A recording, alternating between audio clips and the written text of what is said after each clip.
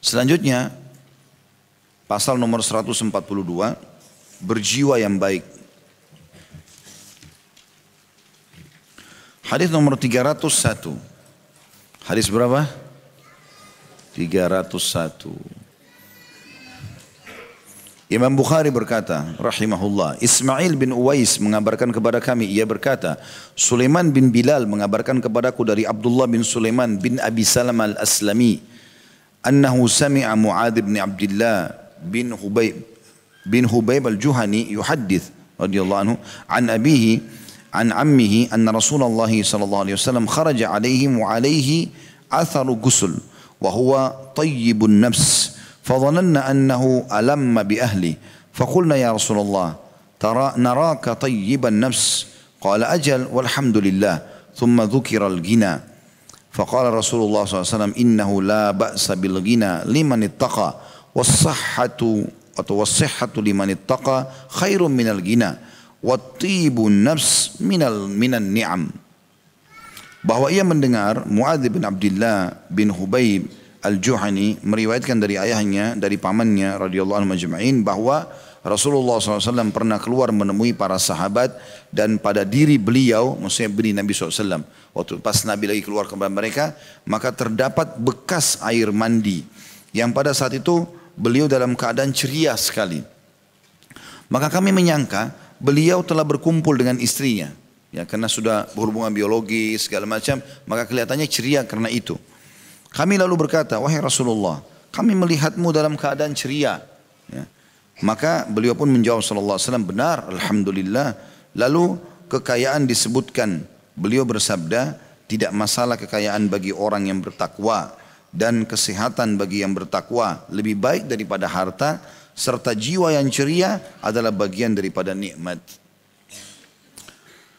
Kandungan hadis yang pertama adalah kekayaan tanpa dibarengi ketakwaan merupakan penyebab kebinasaan dan kerusakan, karena ketakwaan merupakan wasilah untuk menghilangkan keserakaan dan keputusasaan serta akan menuntun kepada kebaikan.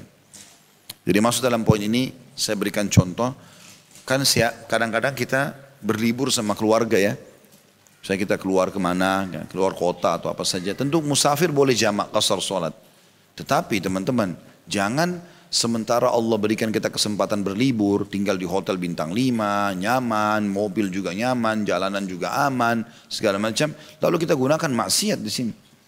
Karena banyak orang begitu, Allah berikan nikmat malah lalai dari sholatnya, lewat sholat.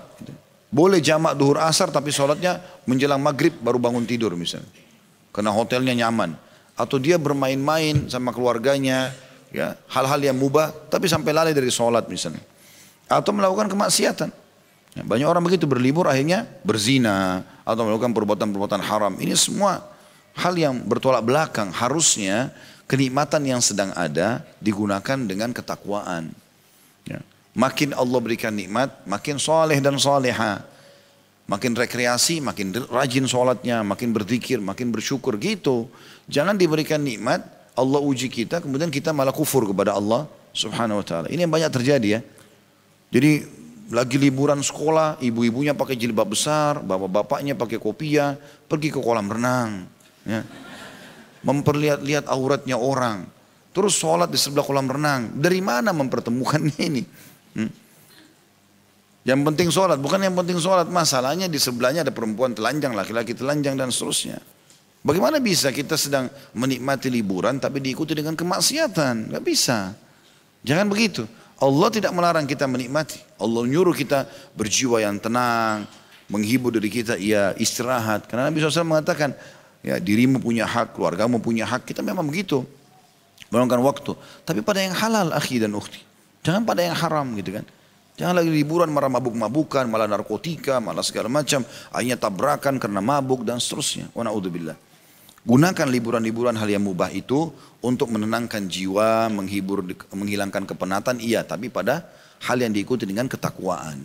Makin baik gitu loh. Ajak liburan tuh anak-anak pergi ke rumah anak yatim, ajak pergi kemana masjid sholat, tetap pergi. Jadi tetap berada di koridor yang benar gitu. Ya. Kemudian yang kedua, kesehatan yang dibarengi ketakwaan. Kalau tadi kan kekayaan, harta. Yang kedua ini kesehatan dibarengi ketakwaan akan membantu seseorang untuk melakukan kewajiban beribadah. Dan kesehatan tanpa kekayaan lebih baik daripada kekayaan yang kosong dari ketakwaan. Ini sebagaimana sabda Nabi tadi. Artinya kalau ada orang miskin tapi sehat, itu jauh lebih baik. Masih lebih baik daripada orang kaya tapi nggak punya ketakwaan. Yang penting dia pada saat miskin, dia sehat, berada di atas ketakwaan. Dalam arti kata, orang yang miskin hidupnya pas-pasan, kalau azan ke masjid, sholat, puasa Senin Kamis, apalah segala macam, itu kalau dipertemukan dengan orang kaya raya, mobilnya banyak, rumahnya mewah, tapi nggak ada ketakwaannya, nggak sholat dan segala macam, itu tetap lebih afdal di sisi Allah Subhanahu Wa Taala. Dan kalau ada di antara kita teman-teman yang belum Allah bukakan rezeki, maka sangka baiklah dengan Allah, sangka baik. Allah SWT lebih tahu masalah itu. Karena ada sebuah hadis yang berbunyi, Allah akan berfirman kepada para malaikat khusus yang pembagi rezeki. Allah mengatakan, luaskan rezekinya hambaku si fulan. Allah tunjuk. Karena kalau kau luaskan, dia makin bersyukur. Dan sempitkan, sedikitkan rezekinya si fulan, karena kalau kau bukakan, dia akan kufur. Ada orang, waktu dia masih miskin, sholat di masjid terus. Begitu Allah kasih saat, motor saja. Belum mobil, udah mulai nggak sholat di masjid. Dikasih mobil, udah nggak sholat. Lalai. Bagaimana caranya Allah memberikan nikmat yang besar? Itu nggak mungkin gitu. Ya. Kemudian yang ketiga, jiwa yang baik adalah berhias dengan ilmu agama dan akhlak yang baik dan gembira atas taufik yang diberikan Allah untuk mentaatinya merupakan nikmat yang wajib disyukuri. Yang dimasukkan di poin ketiga ini yang saya sering bilang, saya ingatkan kembali. Jadi majelis ilmu seperti ini, masjid, memang dipenuhi oleh orang-orang yang bersih, yang baik, yang tampan, yang cantik, yang harusnya begitu. Yang saya masukkan di sini bukan berarti orang jelek nggak boleh ke masjid, enggak. Tapi ada kesan kalau cantik sama gagah bukan di masjid tempatnya. Tempatnya tuh di sinetron gitu. Jadi artis, ya. Sayang kenapa di sini? Ini kan gagah nih. Kenapa nggak jadi foto mode? Ini cantik, kenapa nggak begini? Disuruh buka hijabnya. Loh kok aneh ini? Seakan-akan orang yang soleh, tempat-tempat baik hanya untuk orang jelek saja. Hah? Ini aneh nih, saya tersinggung ini. Nggak boleh begini. Karena begitu luar biasa gitu. Kalau lihat anaknya sedikit lucu, jadi ini aja. Bukan disuruh hafal Quran. Kan bagus, sudah hafid Quran, orangnya tampan. Hafid Quran, orangnya cantik, kan bagus gitu kan. Jadi tempat-tempat ibadah dipakai untuk orang yang berhias, orang yang baik gitu loh. Jadi walaupun bercampur antara orang yang punya kekurangan fisik dan juga punya kelebihan. Tapi orang yang punya kelebihan ini tidak boleh berpisah dari tempat-tempat yang baik, orang-orang saleh. Nabi Muhammad SAW adalah orang yang paling tampan. Abu Bakar, Umar, Utsman itu orang-orang tampan semua. Digambarkan fisik-fisik mereka itu kulitnya putih, orangnya tinggi besar, tampan gitu kan. Para sahabat itu semua dikenal dengan ketampanannya umumnya ya. Mungkin 1-2 orang yang disebutkan dalam riwayat seperti kisah Hubaib dan beberapa sahabat Nabi yang lain yang mungkin mereka punya kekurangan fisik. Tapi yang lain umumnya disebutkan mereka punya kelebihan gitu kan. Dan itu digunakan untuk ketakwaan kepada Allah Subhanahu Wa Taala, bukan digunakan untuk kemaksiatan. Ini kandungan daripada hadis. Kita akan coba bedah lebih dalam hadis ini insyaallah. Kita ambil daripada riwayat potongan langsung hadisnya, annahu sami'a Muadz bin Abdullah bin Khubayb al-Juhani yuhadditsu an abi. Jadi di sini dia dengar ya, Abdullah bin Sulaiman bin Abi Salamah al-Aslami yang ada tulisan dalam bahasa Indonesia itu dalam sanad hadisnya itu mendengarkan dari Muadz bin Abdullah bin Khubayb al-Juhani. Dikatakan di situ dia berbicara dari ayahnya. Berarti Muadz meriwayatkan dari Abdullah ya. Dari pamannya ya. Jadi di sini kita bisa lihat pelajaran yang kita ambil adalah bagaimana zaman dulu itu ayah sibuk mengajarkan pada anaknya, paman mengajarkan pada ponakan, dan mereka saling menukil hadis. Sehingga satu keluarga itu mereka saling turun-temurun meriwayatkan hadis. Saya dengarkan dari ayah saya dari si fulan dari sahabat Nabi dari Nabi SAW. Sehingga ada silsilah yang berhubungan dengan sanad hadis yang mereka ingin panen pahala di situ. Dikatakan bahwasanya potongan yang kedua itu potongan pertama ya, bagaimana zaman dulu tuh orang ayah mengajarkan pada anak, paman pada ponakannya dan seterusnya, dan ponakan atau anak belajar dari orang tuanya lalu menukil ilmu itu dari mereka. Pelajaran kedua, anna Rasulullah SAW kharaja alaihim wa alaihi atharu guslin. bahwasanya Nabi SAW satu hari pernah keluar menemui kami, para sahabat, dalam kondisi beliau habis mandi. Dan hukum mandi dalam Islam ada yang wajib, ada yang sunnah, dan ada yang mubah. Ya. Kalau dia mandi junub, mandi Jumat bagi laki-laki, mandi haid dan nifas setelah bersuci bagi wanita, itu adalah mandi wajib. Jadi kan? Dan tidak boleh kita ada pilihan dalam masalah, kita wajib mandi. Kalau tidak berdosa tentunya ya. Kemudian ada mandi yang hukumnya sunnah dan ada yang mubah. Di sini sunnah sama mubah itu sebenarnya tinggal rincian para ulama. Asal hukumnya mandi mubah, boleh dikerjakan. Dikerjakan tidak dapat pahala, ditinggalkan tidak berdosa gitu kan. Tapi dia akan menjadi sunnah kalau kita niatkan hal yang mubah tadi itu menjadi sesuatu yang kita inginkan untuk merawat badan misalnya. Jadi gerah itu bukan hanya sekedar oh saya mandi karena saya gerah nih, gak enak, badan saya melengket, kulit melengket, apalah segala macam bahasanya. Enggak, bukan cuma itu. Memang saya mandi karena saya niatkan Allah mendatangkan rasa gerah ini supaya merawat badan yang Allah amanahkan. Itu akan berubah jadi sunnah, jadi pahala. Makanya saya mengajak teman-teman sekalian dan tuntut diri saya terlebih dahulu, kita bisa mengubah banyak hal yang mubah menjadi sunnah, hanya dengan niatnya. Seperti makan, minum mubah. Kita kalau kerjakan tidak dapat pahala, kita kalau tidak makan pun tidak masalah gitu kan, bebas, kita diberikan kebebasan tergantung. Tapi tentu orang kan memenuhi kebutuhannya. Tapi dia bisa ubah hal mubah itu menjadi sunnah, jadi pahala. Dengan cara dia niat makan untuk memberikan nutrisi pada tubuhnya yang sedang Allah berikan rasa lapar, rasa haus. Dengan niat merawat jasad yang Allah amanahkan jadi pahala. Kan gitu. Itu juga dengan mandi ya, dan seterusnya. Nah mandi ini ada hukum seperti itu. Ada yang wajib, ada yang sifatnya sunnah dan bisa mubah atau mubah berubah menjadi sunnah. Juga dari potongan ini kita ambil pelajaran, dianjurkan dalam Islam untuk sering mandi atau mandi, gitu kan? Dan ini mungkin tentu alhamdulillah kita di Indonesia sudah tidak asing ya, kita sering mandi pagi dan sore sehari 2 kali, gitu kan? Tetapi ada hadis Nabi, walaupun ini masalah wudhu ya, tetapi Nabi pernah sebutkan angka mandi di situ. Kata Nabi SAW, bagaimana kalau di depan rumah seseorang di antara kalian ada sungai yang mengalir dengan deras dan dia mandi sehari 5 kali. Tersisakah kotoran di badannya? Kata para sahabat tidak. Ini betul memang bicara masalah keutamaan wudu. Tapi Nabi sebutin tidak sembarangan 5 kali mandi. Kenapa Nabi sebutin 5 kali? Ada masalah apa? Berarti memang kita boleh mengulang-ulangi mandi itu. Dan itu memberikan kesegaran pada tubuh gitu kan. Jadi ada orang subhanallah entah kenapa sangat malas mandi. Sampai kelihatan di mukanya tanda-tanda nggak mandi, badannya keringatan dan bisa betah dengan itu. Kenapa ini?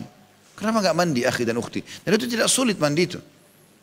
Ya, saya sering bawa cadangan sabun sama perlengkapan mandi saya. Setiap saya datang, walaupun ke pengajian, saya taruh di tempat kecil atau di tas saya. Kalau saya merasa gerah aja sedikit, mampir di taklim sekarang saya pamit minta kamar mandi sebentar. Saya mau kamar mandi sebentar, gitu kan? Kita bisa keringkan sebentar lalu kemudian segar. Satu hari bisa beberapa kali mandi nggak ada masalah. Yang penting kita tidak boleh tabzir. Tabzir dalam artinya berlebihan ya. Contoh berlebihan itu misalnya teman-teman kalau lagi mandi pakai shower jangan terlalu keras airnya, gitu kan? Kalau jadi jalankan keran kalau pakai ember jangan sampai tumpah-tumpah kan gitu. Pakai secukupnya. Siram cukup. Kalau mau pakai sabun sampo matikan dulu. Supaya nggak mubazirin di jalan terus. Kan? Dibiarin. Ada orang uduk kadang-kadang begitu kan, jalan keras, kerannya, sampai kita di sebelahnya basah kuyup. Karena dia luar biasa kencang gitu. Pelan-pelan aja uduk. Habis itu kalaupun ada transisi yang agak lama, misalnya dari usap kepala, ya, atau dari habis lengan satu ke lengan yang kedua, kan itu ada transisi, matikan dulu kerannya, baru buka lagi, baru pakai, gitu kan. Seperti itulah, dari tangan ke kepala matikan dulu, ambil air di tangan, matikan baru usap ke kepala. Transisi dari kepala ke kaki kan ada jedahnya tuh, atau dari kaki satu kaki yang sebelah, matikan dulu kerannya, jangan dibiarin jalan. Ada orang sambil uduk ngobrol sama temannya, kadang-kadang berhenti dulu gitu kan. Apalagi kalau jawab telepon, ini air jalan terus gitu. Nah, ini kan mubazir, nggak boleh gitu kan. Tapi kita dianjurkan merawat diri kita, menjaga dan seterusnya seperti itulah. Ini tentu bagian daripada bahasan kita. Karena ini bagian daripada syariat. Semestinya orang muslim itu terlihat bersih sekali, rapi, wangi, itu bagian dari syariat. Dan dikatakan innallaha jamilun yuhibbul jamal. Allah indah suka dengan keindahan. Dan semua saya pernah jelaskan itu. Allah, Nabi Muhammad SAW menyuruh kita 5 fitrah harus dijaga. Memotong kuku, mencukur kumis bagi laki-laki, khusus masalah kumis. Kemudian mencukur bulu ketiak, mencukur bulu kemaluan, gitu kan, khitan, sunat. Itu bagian daripada fitrah. Wajib orang Islam lakukan. Nabi SAW suka bersiwak. Pernah kita jelaskan itu ya. Bapak Ibu kalau sikat gigi berapa kali sehari? Hah? Tidak pernah sikat gigi? Karena nggak ada yang jawab. 4 kali. 3 kali. Dalam syariat kita disuruh bersikat gigi puluhan kali. Karena kata Nabi SAW, kalau saya tidak beratkan umatku, saya suruh mereka bersiwak. Siwaknya sama sikat gigi. Setiap kali mau sholat. Sholat wajib 1 hari berapa? 5. Berarti sudah 5 kali sikat gigi. Belum lagi sholat sunnah. Ada qobliyah, ada subuh, ada qobliyah duhur, ada ba'diyah duhur, ada qobliyah asar, ada qobliyah maghrib, ba'diyah maghrib, qobliyah isya, ba'diyah isya. Belum lagi sholat duha, ada 2 rakaat sampai 12 rakaat. Belum sholat malam, berapa kali kita sikat gigi? Bisa puluhan kali sehari. Menjaga, merawat. Nabi SAW tidak pernah masuk rumah kecuali sudah bersiwak terlebih dahulu. Pada saat beliau mau meninggal, sunnah terakhirnya siwak. Sudah mau mati, berhadapi sakaratil maut, Nabi SAW itu tidak bisa ngomong lagi. Tapi waktu iparnya masuk, Abdurrahman bin Abi Bakar, adiknya Aisyah, masuk pakai siwak. Mata Nabi lihat siwak itu. Aisyah faham, ya Rasulullah, Anda mau siwak itu? Nabi kasih isyarat dia.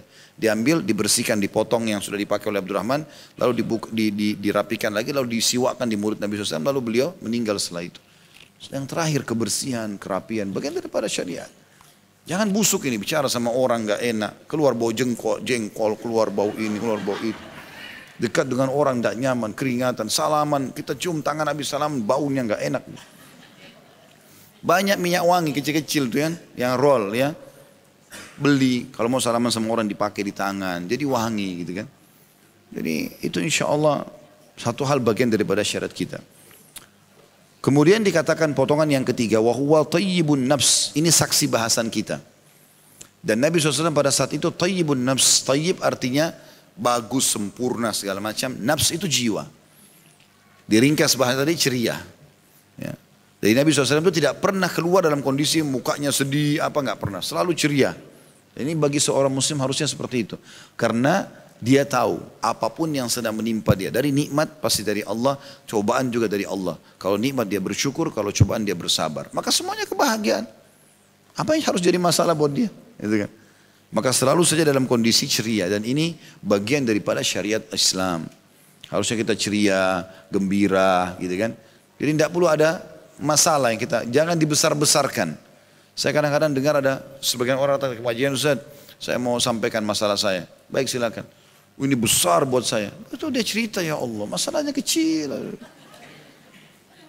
Ada orang baru bekerja, dipecat kerja. Udah seperti hancur semua dunia ini.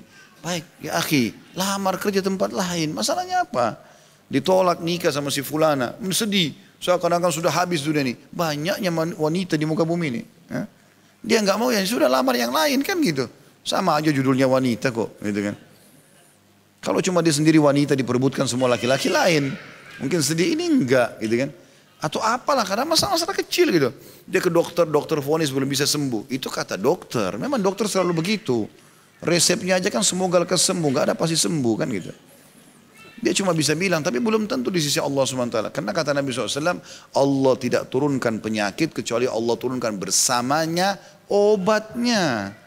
Maka berobat tahu hamba-hamba Allah. Nggak ada penyakit, nggak ada obatnya. Dan Nabi sudah kasih kata kunci, habbatus sauda, jintan hitam, obat untuk sebuah penyakit kecuali kematian. Jadi semua sembuh bisa dengan itu. Dan seterusnya. Jadi banyak sekali peringatan Nabi SAW. Jadi kita, kalau teman-teman coba pelajari ini masalah bagaimana memahami kejiwaan manusia. Sebagian ulama menjelaskan, syaitan akan selalu membesar-besarkan permasalahan. Termasuk kalau bangun tidur, baru buka mata, baru mulai berpikir kembali, tiba-tiba syaitan sudah bebankan dengan segala macam beban. Itu harus baca isti'adzah.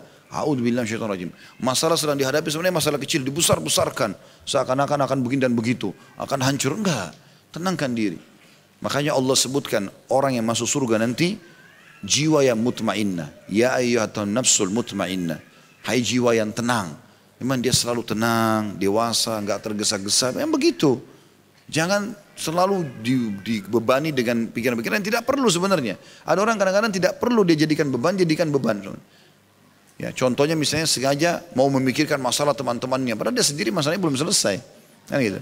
Udah gak usah sibuk dengan keadaan, kecuali memang kita ahlinya, dokter jiwa kah, ustadz kah, mungkin memang dia bisa pandu mungkin. Jadi kalau lagi santai, saya pernah bilang gitu, jangan lagi santai, cari di kontak siapa nih yang punya masalah nih. Padahal kemudian baru hari itu dia tenang, kemarin dia banyak masalah juga gitu kan. Mungkin besok ada masalah baru.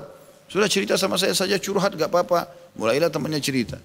Mulailah beban pikiran. Mungkin dia pikirkan, mulai ini. Dan untuk apa? Masalahnya apa? Atau kadang-kadang hal sepele. Dia pengen makan makanan kesukaannya lalu tidak dapat. Sedih. Seakan-akan sudah hilang dunia ini. Kenapa? Tadi saya ke restoran tuh habis. Sayangnya. Sayang kenapa? Itu kan cuma kemasan. Di ujung lidah. Masuk ke tenggorokan sudah tidak ada lagi kita pikir itu ayam kari kah, ayam goreng kah. Sudah masuk tenggorokan, sudah selesai. Di ujung lidah saja. Kenapa sedih gara-gara ini? Gara-gara ujung lidah? Gara-gara pandangan mata saja? Terlalu dibesar-besarkan. Maka orang muslim harus ceria. Bahagia, semuanya tenang bagi dia. Lalu dikatakan di potongan yang keempat dari hadis ini, fadhananna annahu alamma bi ahli. Maka kami kira beliau bahagia karena habis kumpul dengan istrinya. Bisa bermakna habis biologis, umumnya orang merasakan ketenangan jiwa, atau memang karena habis kumpul dengan istri, ngobrol di rumah. Lalu orang biasa kalau pagi-pagi aktivitas, kalau dia tidak ada masalah dalam rumah tangganya, dia akan bahagia keluar. Para sahabat mengira Nabi itu ceria gara-gara itu. Ternyata bukan masalah itu. Jadi bukan cuma itu terlalu kecil kalau hanya sekedar kumpul sama istri, biologis atau makan sama dia terus kemudian itu sudah cukup buat ceria. Enggak. Orang muslim tidak seperti itu keadaannya. Jauh lebih besar daripada itu. Apapun keadaannya dia sendiri, bujang kah, gadis kah, sudah menikah kah, duda, janda, pokoknya semua tetap dalam keadaan ceria bagi dia. Karena dia selalu mengetahui bahwasanya Allah Subhanahu wa taala memiliki yang terbaik buat dia. Tadi hadis sebelumnya, dia punya tempat tinggal saja, dia sehat di badannya, dia punya makanan itu sudah luar biasa dia, seperti raja dunia. Maka para sahabat bertanya, "Faqulna ya Rasulullah, tara naraka tayyiban nafs." Wahai Rasulullah, kami lihat Anda sangat ceria hari ini. Qala ajal walhamdulillah. Ini pelajaran selanjutnya, pelajaran yang keempat, ya dan alhamdulillah. Nah, di sini pelajarannya adalah syukuri. Alhamdulillah, memang seperti itu. Thumma dzukiral ghina. Kemudian disebutlah kepada Nabi SAW, apakah memang salah satunya yang bisa membuat orang bahagia adalah harta? Maka Nabi SAW mengatakan, innahu la ba'sa bil ghina liman ittaqa. Ya, benar. Kekayaan juga bisa membuat orang bahagia. Dan ini pelajaran penting di sini. Bahwasanya semua muslim dianjurkan untuk menjadi orang kaya. Anjuran itu. Ya. Tapi kan saya masih miskin. Ya miskin sekarang. Coba ikhtiar. Berdoa, berusaha. Ya. Allah mengatakan dalam Al-Quran, وَالَّذِينَ جَاهَدُوا فِينَا لَنَهْدِيَنَّهُمْ سُبُلَنَا. Orang yang berusaha menempuh jalan-jalan kami, maksudnya juga diantaranya adalah memahami hukum agama, diantaranya juga mencari rezeki yang halal. Kami akan pandu dia ke jalan-jalan kami. Coba ikhtiar, berusaha. Gitu kan. Allah SWT akan bisa mengubah keadaan orang kalau dia memulai mengubah dirinya sendiri. Kalau tidak maka tidak akan berubah. Ya, dia di sana jual gorengan. Lalu dia mengatakan sudahlah cukup dengan ini saya jual gorengan saja. Dia tidak punya tumuh, tidak punya keinginan untuk maju misalnya. Sudah begitu saja berarti. Tapi kalau dia tumuh itu punya keinginan besar dan ini boleh dalam syariat. Tamak terhadap rahmat Allah boleh, rahmat Allah. Tidak boleh tamak pada apa yang ada pada orang lain. Orang lain sudah menikah sama si fulan atau punya rumah di komplek ini atau punya mobil. Tidak boleh kita tamak dengan itu. Itu rezeki Allah kasih. Tapi tamak dengan rahmat Allah, minta supaya Allah berikan kesehatan tambahan, harta tambahan, keturunan tambahan. Itu semua boleh. Bagian daripada syariat. Namanya tumuh. Tumuh itu maksudnya punya keinginan untuk selalu sukses dan maju. Umar bin Abdul Aziz rahimahullah berkata, waktu beliau jadi gubernur Madinah, beliau lalu didatangi oleh sebagian orang yang menceritakan kisah itu. Dia mengatakan, aku ini termasuk laki-laki yang punya tumuh yang besar. Maksudnya punya angan-angan yang besar. Ingin selalu menjadi orang yang lebih baik, lebih baik. Dan itu boleh dalam syariat. Dan aku berharap aku bisa menjadi khalifah satu waktu. Angan-angannya menjadi khalifah. Pada waktu itu dia cuma gubernur, jadi kayak jadi raja gitu kan. Ternyata dalam hitungan 2 atau 3 tahun saja betul-betul jadi khalifah seperti yang dia inginkan. Juga pernah ada anak-anak muda duduk di depan Ka'bah. Ini ada sahabat Nabi, ada juga tabi'in. ada Abdullah bin Zubair, ada dua adiknya dia. Ada Urwah bin Zubair, ada satu lagi, lupa saya namanya siapa. Terus ada, kalau tidak salah waktu itu, Abdul Malik bin Marwan. Ya. Berempat ini sebayalah umur-umurnya. Terus mereka duduk habis sholat asar di depan Ka'bah, lalu ngobrol. Salah satunya ngomong, ayo kita tumuh yuk, ayo kita sampaikan angan-angan kita yang terbesar. Siapa tahu Allah kabulkan. Maka Abdullah bin Zubair bilang, saya berharap bisa menjadi khalifah satu waktu yang menguasai Hijaz Mekah sama Madinah. Adiknya yang tadi saya bilang saya lupa namanya itu, dia mengatakan saya berharap bisa menjadi gubernur di wilayah Iraqain. Iraqain ini Irak sama Iran sekarang, dua wilayah Irak. Terus yang Abdul Malik bilang, ya, kalau kalian punya angan-angan itu, saya berharap menjadi khalifah untuk seluruh wilayah muslimin. Terus mereka bertiga ini menghadap kepada Urwah. Urwah adiknya Abdullah bin Zubair. Ini seorang tabi'in, ulama besar tentunya. Waktu itu masih muda. Lalu ditanya, hai Urwah, kalau kau angan-anganmu apa? Dia bilang, kalau saya berharap menjadi ulama muslimin dan mengajarkan agama Allah sehingga saya bisa panen pahala dari situ. Subhanallah, 10 tahun setelah itu, empat-empatnya dapat apa yang mereka inginkan. Semua dapat. Karena mereka punya tumuh tadi, punya keinginan besar dan ingin membangun masa depannya dengan itu. Allah kasih, selama itu baik. Jadi jangan vakum teman-teman sekalian. Kita disuruh oleh Allah SWT untuk maju, bergerak. Jadi kan? Nah pada saat disebutkan masalah harta, boleh nggak orang menjadi kaya, maju, sukses? Kata Nabi SAW, tidak masalah orang menjadi kaya. Yang penting diikuti dengan ketakwaan. Dia tahu sumbernya halal, dikeluarkan pada yang halal. Dan di itu makin kaya, makin bertakwa kepada Allah. Makin pintar, makin tunduk kepada Allah Subhanahu Wa Taala, makin patuh. Itu yang dimaksud di sini.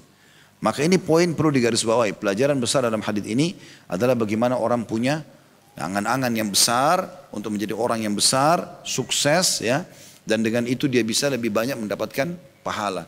Daripada kita cuma masuk masjid sholat, kita berpikir satu waktu kapan saya bisa punya masjid sendiri ya, supaya saya juga bisa dapat pahala sebagaimana orang yang bangun masjid ini misalnya. Jadi bukan cuma sekedar masuk saja. Hari ini kita haji, kapan ya saya bisa punya travel, saya hajikan orang. Punya angan-angan yang besar, hajikan orang, buat yang sesuatu yang besar, bisa dalam Islam. Bahkan itu bagian daripada syariat kita gitu. Juga dikatakan, ini pelajaran selanjutnya, wasihhatu liman ittaqa khairu minal ghina. Tapi ketahuilah, kalau ada orang sehat, dia ikuti kesehatannya dengan ketakwaan, lebih baik daripada orang kaya tapi tidak punya ketakwaan. Tentu di sini kalau kita berikan semacam level-levelnya, yang paling baik adalah orang kaya, sehat, bertakwa. Itu yang paling bagus. Dia udah kaya, dia udah sehat, Allah berikan juga ketakwaan. Punya ilmu agama dan beriman kepada Allah. Yang keduanya adalah orang yang ya, sehat dan bertakwa. Jadi kan, ini termasuk level yang datang setelahnya. Dan tidak masuk di sini kalau orang kaya tapi tidak bertakwa, sehat tapi tidak bertakwa. Ini semua dianggap tidak bisa masuk dalam level orang-orang beriman. Dan yang terakhir ini saksi bahasan kita sesuai dengan judul jiwa yang baik atau jiwa yang ceria adalah watibun nafs minan ni'am. Dan kau tampil ceria kata Nabi, menunjukkan kau gembira karena Allah buat kau masih bisa bernafas, masih bisa melihat, masih bisa ngobrol, masih bisa aktivitas. Memperlihatkan nikmat itu dengan ceria adalah bagian daripada mensyukuri nikmat. Jadi nggak boleh kita selalu cemberut, ya, keluh kesah. Ini nggak baik. Bahkan Syekh Muhammad bin Wahab rahimahullah masukkan dalam buku beliau dosa-dosa besar adalah berkeluh kesah. Keluh kesah, semuanya keluh kesah. Begitu ketemu ngobrolin tentang suaminya, semuanya buruk. Gak ada kebaikan suami itu. Tapi dia masih status istri. Gitu kan? Begitu juga dengan suami. Ketemu istrinya semua jelek, gak ada kebaikannya. Kata Nabi SAW, tidak layak orang mukmin membenci istrinya yang mukminah. Kalau dia dapatkan satu kekurangan, dia akan dapatkan kelebihan dari sisi yang lain. Gitu kan? Justru kekurangan orang dijadikan sebagai ajang pahala. Bukan malah sengaja dicari kesalahannya gitu. Ya, cobalah hidup teman-teman lebih tenang, ya, nikmati hidup ini, jangan tergesa-gesa, ya, dan coba cari prestasi yang terbaik. Jadi pertemukan semua itu. Karena kata Nabi SAW, al-anatu minar rahman, sifat kedewasaan tidak tergesa-gesa dari Allah, dari zat yang maha penyayang. Wal ajalatu minasyaitan, tergesa-gesa, terburu-buru, balas dendam, ini marah segala macam, itu adalah dari syaitan. Jadi tidak usah kita masuk ke zona-zona syaitan ini. Coba tenang, ya. Kemudian kita tetap punya prestasi-prestasi yang terbaik. Dan seperti itulah. Kita dalam semua kondisi selalu tenang. Itu yang dimaksud dengan jiwa yang baik.